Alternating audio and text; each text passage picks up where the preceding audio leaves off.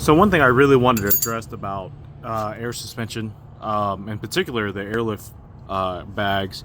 So I've been bagged for a couple months now, and so something that I've noticed on not only my car but just cars that I've done installs on is that the leader line will eventually wrap itself around the coilover.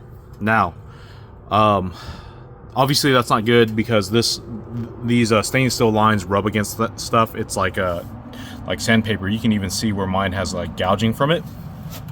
So it's always one of two things, in my experience anyways. And if you know anything different, you know, feel free to chime in. And it's really weird because it's only this side. None of my other three ever have any of this problems, but on my personal car, it's always been this one side, which is the front driver. So what'll happen is, you know, I'll bring the car in just to check over some things, give it an oil change or whatever, and then the leader line will be wrapped around here. So that tells me that the strut itself is spinning.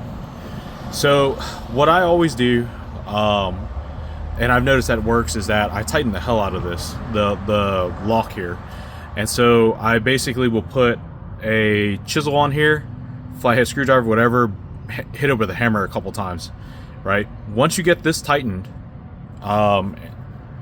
it's obviously good to go. But what people forget after this is this nut up here.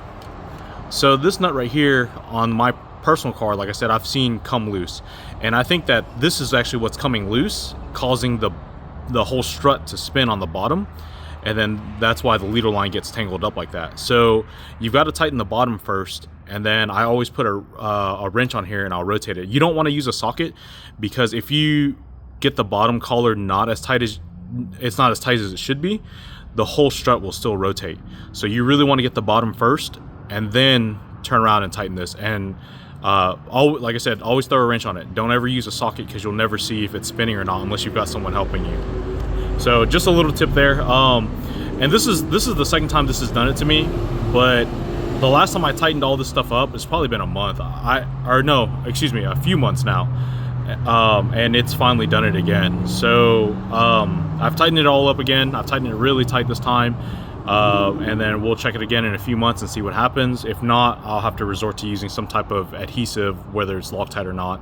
But yeah, so just wanted to give you guys a little tip.